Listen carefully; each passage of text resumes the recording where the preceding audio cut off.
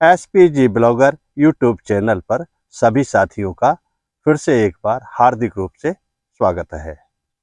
आज के वीडियो के इस भाग में फिर से गौर वंश वंशावली के विषय में कुछ रोचक तथ्य लेकर के इतिहास के विषय में गौर वंश वंशावली के अभिलेख के अनुसार कुछ ना कुछ जानकारी यहाँ पर प्रस्तुत करने वाला हूँ। इसलिए अब शुरुआत करने से पहले कुछ एक दोहा हम कहते हैं। गौर वंश पदवी धरो भूपन के सिर ताज, तक्षशिला से यो कहो करो यहाँ तुम राज। भरत पुत्र तक्ष के वंशा, वे नृप गौर वंश अवतंसा। तिंगसो गौर वंश विख्याता, जिन कुल वैभव नृप विख्याता। आज का विषय सूर्यवंश की वंशावली एवं रघुवंश पुराण से व भागवत के 10वें 11वें स्कंद से लेकर इस गौर वंशावली में बतलाने का साहस किया है। पाठकगण या श्रोतागण इस लेखनी पर या जो भी हम व्यक्त कर रहे हैं इस वीडियो के माध्यम से, उस पर यदि आदि शंकाएं प्रकट करते हैं तो सूर्यवंश की वंशावली, रघुवंश पुराण, व्यासकृत भागवत एवं महाभारत के विषय का अवलोकन करें। तक्षदेव की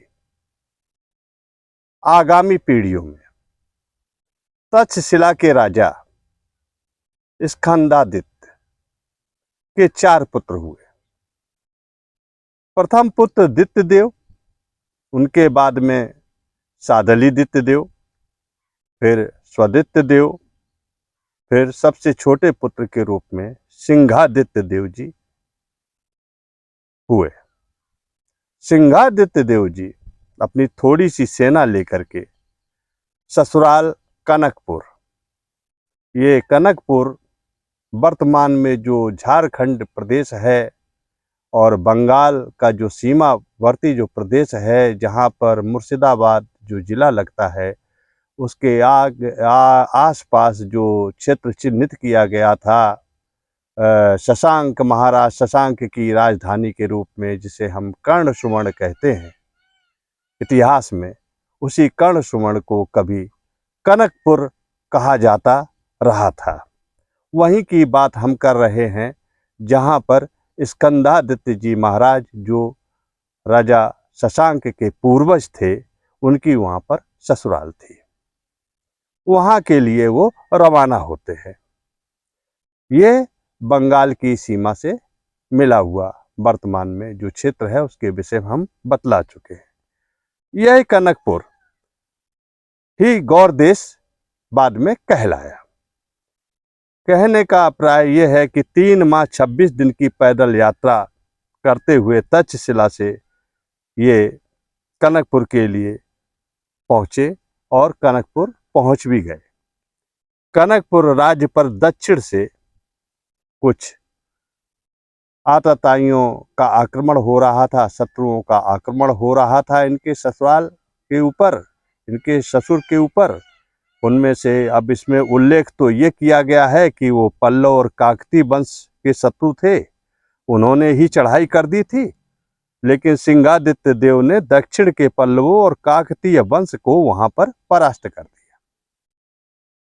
जब कनकपुर नरेश को अर्थात इनके ससुर को पता चला कि मेरा दामाद पुत्र सिंहादित्य देव ने मेरी मर्यादा दक्षिण के पल्लवों से बचाई और सीमा पर पड़े हुए हैं, और उन्होंने वहां जाकर उनका बहुत ही आदर किया, आवभगत किया और उनका सम्मान किया।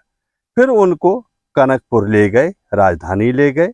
सूर्यवंशी नरेश सिंहादित्य को अपने साथ आदरपूर्वक कनकपुर में ले जाकर के ठहराया। सिंहादित्य देव महाराज 122 दिन राजकीय मेहमान की हैसियत से वहां रहे। उल्लेख है इस प्रकार का, ये गौर वंशावली अभिलेख है, उसमें जो उल्लेख है उसी की हम बात कर रहे हैं। इसके पश्चात कनकपुर नरेश की राय से गौर देश, जो बाद में पड़ा नाम, उस क्षेत्र में जो बेंगार जातियां वहाँ पर समतट का प्रदेश था, वहाँ पर इन्होंने चढ़ाई कर दी और वहाँ पर युद्ध प्रारंभ हो गया। अब इस वंशावली उल्लेख के मुताबिक तो यह युद्ध 1296 दिन चला।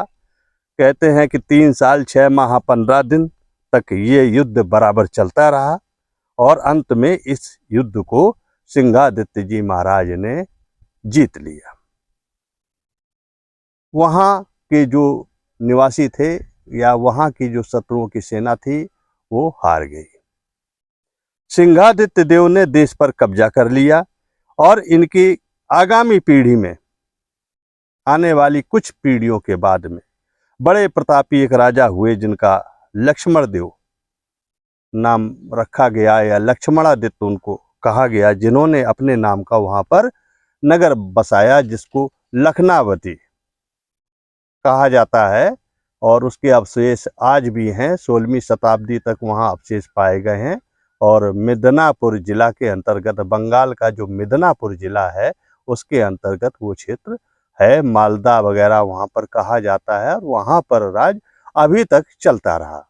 वहाँ पर जो राज है गौर वंश के बाद में फिर जो भी है पाल वंश का शासन चला, सेन वंश का शासन चला, फिर आपके मुसलमानों का भी कुछ दिन वहाँ पर शासन चला। उसके बाद उसके जो अवशेष हैं 16वीं सदी तक वहाँ पर अभी तक प्राप्त होते रहे और आज भी वहाँ पर खंडहरों के रूप में और अवशेष आज भी वहाँ पर विद्यमान हैं।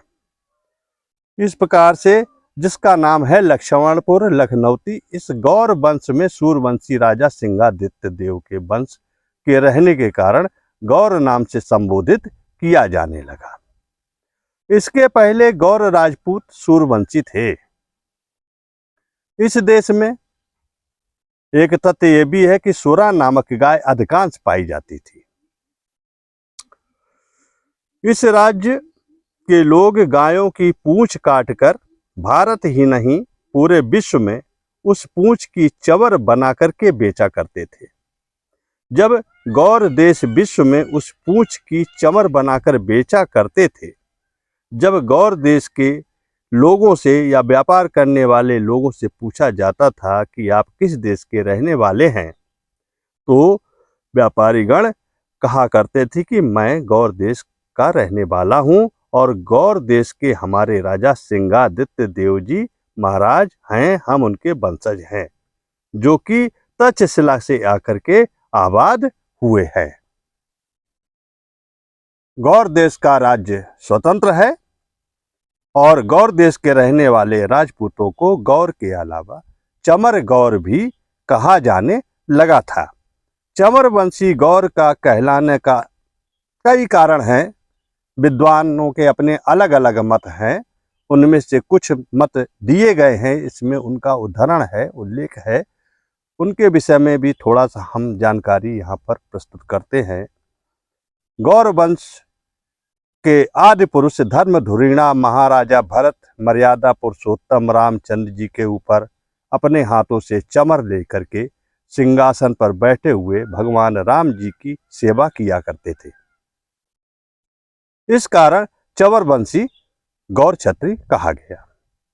दूसरा कारण यह भी बतलाया गया कि जब गौर वंश युद्ध हेतु प्रस्थान करता था उस समय गौर नरेश के साथ चमर भी चलता था, छत्र और निशान आदि आगे चलते थे। इस हेतु से चमर वंशी इनको कहा जाने लगा। प्राचीन समय में प्रत्येक नरेश चमर धारण नहीं कर सकता था, जो बहुत बड़े क्षेत्र में और जिसके अधिकार में बहुत बड़ा एक राज्य हुआ करता था और बहुत से छोटे छोटे राज्य जिसके अधिकार क्षेत्र में हुआ करते थे और जिनका सामंत के रूप में बहुत से राजा रहा करते थे, ऐसे ही नरेश को, ऐसे ही राजा को महाराजाधिराज की पदवी प्राप्त होती थी और उन्हीं को अपने ऊपर चमर डुलवाने का अधिकार प्राप्त होता था। जिस नरेश का अधिकांश क्षेत्र में राज्य होता था, उस नरेश को चमर धारण करने का अधिकार होता था। प्रत्येक नरेश उसके अधीन रहते थे। कई एक लेखकों का मत है जो कि अविश्वसनीय है, अपने अलग अलग मत हैं और अलग अलग आधार पे सबने अपनी अपनी व्याख्या की है। इस प्रकार से गौड़ क्षत्रिय वंश के पूर्वज महाराज सिंहादित्य जी जो तक्षशिला से थानेश्वर से आकर के बंगाल में अपना गौड़ देश बसा करके अपना कई पीढ़ियों तक उन्होंने राज्य किया, या यूँ कह लें कि 7वीं शताब्दी तक जिनके वंशज राज करते रहे, जिनमें बड़े बड़े प्रतापी महाराजा हुए और जिन्होंने अपने उस क्षेत्र में रह कर के स्वतंत्र रूप से बहुत बड़ा एक राज कायम किया और इतिहास के पन्नों में स्थान बनाया, जिसमें महाराजा शशांक जी का भी नाम है। उसके बाद में स्थिति परिस्थिति कुछ डामाडोल हो जाने के कारण वहाँ से गौड़ वंश के अधिकांश क्षत्रिय राजस्थान आ गए और पुनः राजस्थान में उन्होंने अपनी बागडोर संभाली। उन्हीं में से बंगाल में जो वहाँ पर बचे हुए गौड़ क्षत्रिय थे, उन्हीं में से कुछ लोगों ने दोबारा से पाल वंश की नींव रखी और पुनः शासन वहाँ पर प्रारंभ किया, जो आगे चल कर के काफ़ी समय तक 10वीं 11वीं शताब्दी तक वहाँ शासन बनाए रखा। उसके बाद में फिर सेन वंश का शासन प्रारंभ हुआ, जो 12वीं शताब्दी तक लगभग चला। उसके बाद में खिलजी वंश आ गया और उसने वहाँ पर आक्रमण करके राज हथिया लिया और वहाँ पर फिर उनका शासन चलने लगा। उसके बाद में मुसलमानों का शासन लगभग 15वीं 16वीं शताब्दी तक वहाँ चलता रहा। और उसके बाद में जो हमारे गौड़ क्षत्रिय वंश के जो पारिवारिक जो हमारे लोग थे, जो हमारे समाज थे, तो उनमें से बहुत बड़ी संख्या में वहाँ से पलायन करके वहाँ से निकले और निकलने के बाद में झारखंड होते हुए सरगुजा के क्षेत्र में, जो मध्य प्रदेश का छत्तीसगढ़ जो क्षेत्र है, वहाँ पर सरगुजा आगे बढ़ कर के राजनांद गांव और बैतूल, मंडला, जबलपुर, नरसिंहपुर होते हुए राजस्थान पहुँचे और वहाँ मारवाड़ में अपना ठिकाना बनाया। फिर मारवाड़ से फिर अलवर और वहाँ से आगे अजमेर, और इस प्रकार से वहाँ पर पूरे राजस्थान में फैले। फिर वहाँ से फिर उत्तर प्रदेश आदि स्थानों में फैल करके देश के अधिकांश हिस्सों में फैल गए। इस प्रकार से हमारे गौड़ वंश का इतिहास है। इसी के साथ में अगर मित्रों इतिहास की जानकारी अच्छी लगी हो तो लाइक शेयर ज़रूर करें, और जो चैनल पर नए आए हैं उन साथियों से अपील है कि सब्सक्राइब ज़रूर करें। इसके साथ में फिर मिलते हैं आगे एक अच्छे से ऐतिहासिक वीडियो के साथ। तब तक के लिए साथियों नमस्कार, जय